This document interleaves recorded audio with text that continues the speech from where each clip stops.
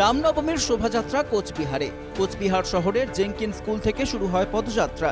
শহরের বিভিন্ন প্রান্ত ঘুরে ফের জেঙ্কিন স্কুলের সামনে শেষ হয় শোভাযাত্রা। দেখুন, আজকে মর্যাদা পুরুষোত্তম ভগবান শ্রী রামচন্দ্রের আজকে জন্মদিন।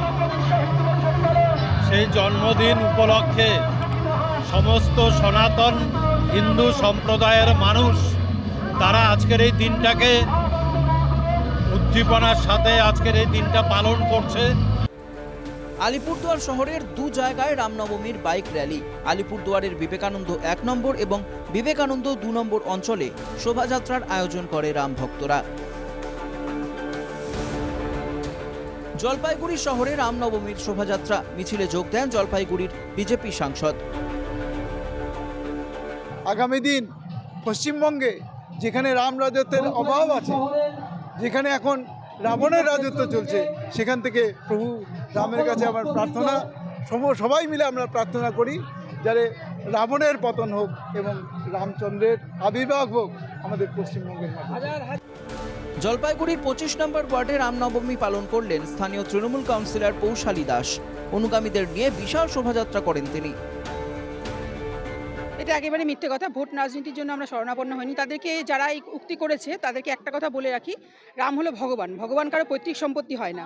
শুধু যে তারাই রামের বন্দনা করে, তারা এতদিন ধরে রাজনীতি করে এসছে রাম রাম করে, রাম তাদের সম্পত্তি। কিন্তু সেটা একটা কথা তাদেরকে বলে রাখি, রাম কারো পৈতৃক সম্পত্তি নয়। ধর্ম বর্ণ নির্বিশেষে সবাই রামের আরাধনা করতে পারে, বন্দনা করতে পারে, এবং সেভাবেই আমরা করছি, বন্দনা করছি এবং ভবিষ্যতেও আমরা চালিয়ে যাবো। এটা ভালো তো, সবাই প্রভু রামচন্দ্রের তাৎপর্যটা তারা এখন বুঝতে পারছে। সবাই রাম রাজত্ব চাইছে, তার জন্যই তারা পশ্চিমবঙ্গে রাম রাজত্ব চাইছে। তার জন্য তারাও পথে নেমে এসছে যে হে প্রভু রামচন্দ্র আমাদেরকে রক্ষা করো। প্রভু রামচন্দ্রের শরণাপন্ন ছাড়া কারো মুক্তি নাই। তারা সেই রামচন্দ্রের প্রার্থনা করতে বেরিয়েছে, এটা খুব ভালো লক্ষণ। দক্ষিণ দিনাজপুর জেলার বিভিন্ন এলাকায় রামনবমী শোভাযাত্রার আয়োজন করা হয়। বালুরঘাট শহরের গান্ধী মূর্তি পাদদেশ থেকে রামনবমীর র্যালি শুরু হয়ে গোটা শহর পরিক্রমা করে। মিছিলে যোগ দেন তপনের বিধায়ক বুধরাই টুডু। তৃণমূলীদেরকে বলতে চাই, আপনারা এসে দেখুন এটা কিসের ঝান্ডা। আজকে আমরা হিন্দুদের একত্রিত একটা যে মিছিল, সেই মিছিলের আমরা আজকে ডাক দিয়েছি এখানে। সেটা প্রতি বছর হয়ে আসে। এবার বিগত যেরকম হয়েছে তার চেয়ে এবারে কয়েক গুণ বেশি জনসংখ্যা দেখতে পাবেন। দার্জিলিংয়েও সাড়ম্বরে পালিত হলো রামনবমী। চকবাজারের ঠাকুরবাড়ি থেকে মহাকাল ধারা পর্যন্ত শোভাযাত্রার আয়োজন করা হয়।